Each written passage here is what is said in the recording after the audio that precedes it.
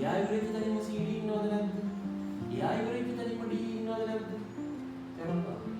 එයා ඉවර වෙච්ච තැනින් කවුරු ඉන්නවද කියනවා?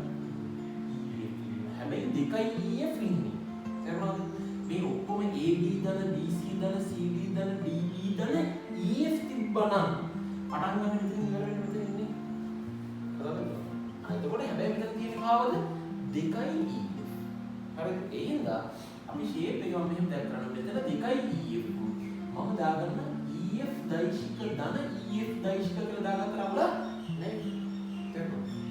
එහෙනම් මම මොකද කරන්නේ? මේ AB BC CD DE EF හැබැයි මෙතන එක EF කෙනෙක් එකතු වෙනවා. එක EF කෙනෙක් මකනවා මොකද මේකට යනවා එක EF කෙනෙක්.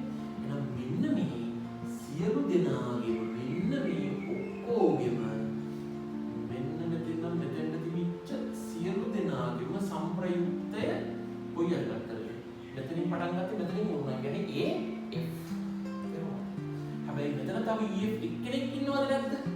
එක්කෙනෙක් ඉන්නවා. ඒකවල දෙකයි EF හිටියන්නේ.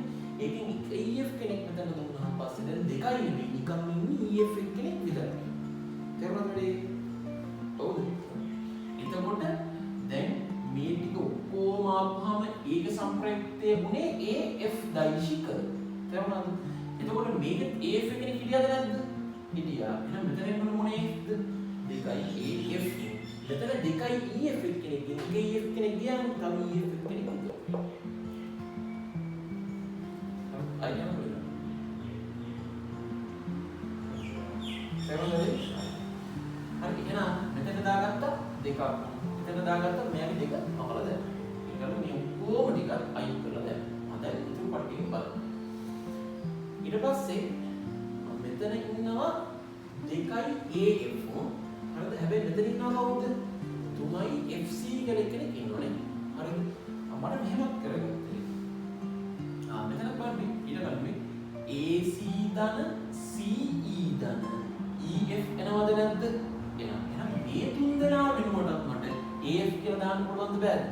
පුළුවන්. හරිද? එහෙනම් මේ තුන් දෙනාම මකලා දාගන්නවා. දැන් මෙතන EF නෑ. මේ පැත්තට ඒකත් AFමයි. එතන මෙතන දෙකක් AF තිබුණා. දැන් මෙතන කීයක් AF? තුනක් AF. තේරුණාද? දැන් මොකද? තුනක් AF ධන තුනක් F C කියන්නේ කෙලින්ම මේ අත පැත්තට තුනක් A C දෛශික. තේරුණාද? එහෙනම් අවසානයේ මේකේ සම්ප්‍රයුක්තය වෙන්නේ මේ දිශාවල තුනක් AC. තේරුණාද? ඒක හරියට